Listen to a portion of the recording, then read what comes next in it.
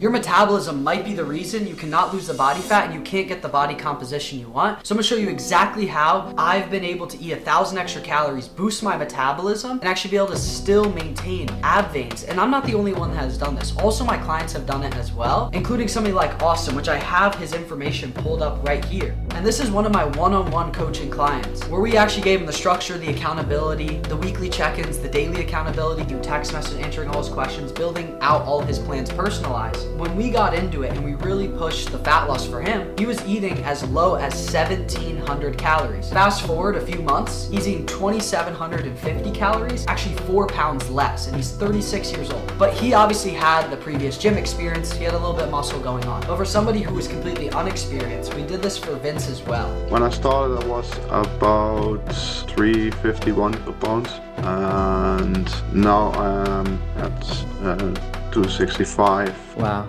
So 75 pounds down. 5 years old, another one of my one-on-one coaching clients, even at 131 kilograms, at 1,700 calories. Fast forward a few months, he's 121 kg, so 10 kgs less, but he's eating 2,500 calories per day. Not to say you're gonna eat more and lose more, there's a process to this. But what I want you to understand is you may be in the boat where you've lost fat in the past, you've done the aggressive diets, and what had happened is it downregulated your metabolism and you slipped up, you cheated, your metabolism couldn't catch up as fast as the fat accumulated on your body. And that happens sometimes. So you're put in a really bad position. Or your metabolism might be slow to begin with, and you just need that readjustment. You may need to fix your metabolism prior to actually trying to pursue that fat loss. So that's what I'm gonna show you exactly how to do in one of the one-on-one coaching sessions I had with one of my new clients. I won't hold you up any longer. I'll switch right over to that. Metabolism is something you can actually control and adapt.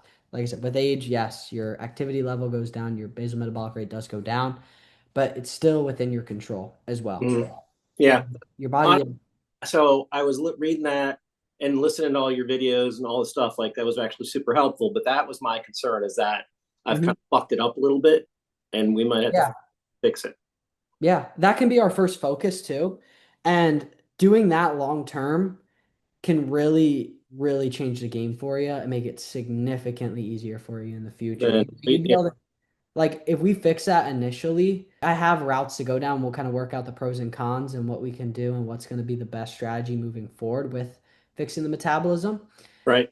It's a cool process because it breaks a lot of beliefs that you have about your body and these fears of like eating too much and all this stuff. And it's a pretty cool thing. Because I do get a lot of people, and if you join the group calls, of like being in the best physical shape they've ever been in, but yet eating more food than they want. Like, yes, it is, don't get me wrong, it's good quality food. Right. But it's a lot of it, right? And yeah, it's a great thing to experience, and I want you to be able to experience that. And you may notice throughout that time, still body composition changes because your body won't be in this conservation mode anymore, you know? Yeah. And once no longer in that conservation mode, and then you put it into a deficit or some sort of, diet that promotes fat loss, the weight comes off very easily. Yeah, I'm actually really concerned about that. So I'm so glad we're having this conversation right up front. I'm really worried that in order to do that, it's actually going to trigger me to gain a lot. It's a legitimate worry. Of course. Concern that I have, I guess I should say. So, and that's the exact kind of like mental fears that I'm talking about. And it's a good thing that we're testing those. So, like I said, yeah, it won't be a necessary concern. So you said you're eating what, 1,200 calories? Yeah. And it's low. Yeah. It's very low. It will, like I said, I'll be honest straight up with you. That's going to affect your hormones. That's going to affect your quality of life. Yeah. Eating that little of calories. So, like I said, I want your quality of life throughout this whole process to be enhanced. Excellent. You know what I mean? Yep. Generally, I notice a dip in quality of life, but that is just different person to person. But I really don't like to go below 1,600. I'm not saying I'm jumping you up to that. What we can do is to kind of also not push it too hard. If you are really sensitive to calories, we can do just, like I said, Gavin went through the phases. So we can start the refuel phase or the reverse diet phase right away. I'm going to take what your macronutrients are right now. If your protein's lower than I want it, I'll get it slightly higher. Then we'll start slowly increasing carbohydrates by 25 grams every single week. What Okay. that's going to do is you have to think about it like this, right?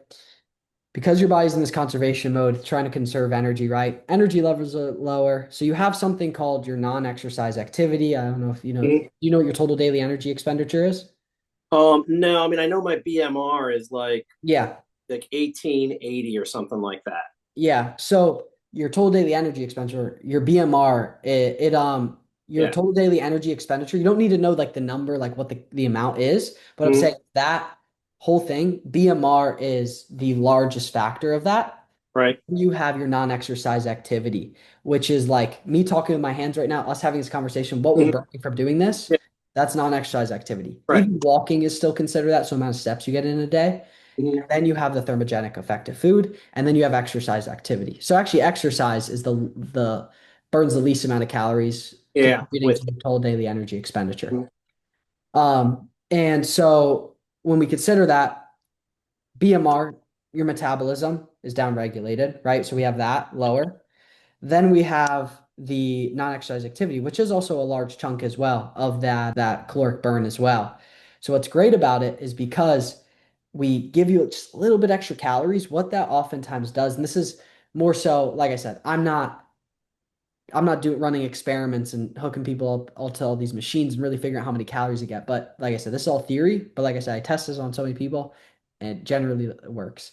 So oftentimes we give you the extra 25 grams of carbs. What's great about carbohydrates is you're in a depleted state. So first of all, you have muscle glycogen, right? And so you actually have storages in your body where you can store carbohydrates, right, as energy. And they don't Mhm. get stored as body fat. So the muscle might be a bit depleted. So that first off, they go there. So that's another place to where they don't go to fat, right? Then you have Okay. the basal metabolic rate. That also is going to get a slight increase due to the fact that it's going to look for food, right? It's going to kind of bring itself out of that conservation mode. That opens up and burns a little bit more calories, right? Then you have your non-exercise activity. You have slightly more energy levels. You do a little bit more around the house. You do a little bit more around the day throughout the day. You just have a little bit more energy to do things. That now burns a little bit more calories, right? Then you Mhm. have the thermogenic effect of food. A little bit more food in your stomach, you're burning a little bit more calories from digestion. Then you have your exercise activity. That little extra 100 calories is also going to contribute to the performance in the gym, which would lead to more calories burned, right? So Yep. that little 25 grams of carbs oftentimes leads to burning more than 100 calories, which there's 4 calories per gram of carbohydrate. You generally burn more, right? And that's where this whole idea comes from.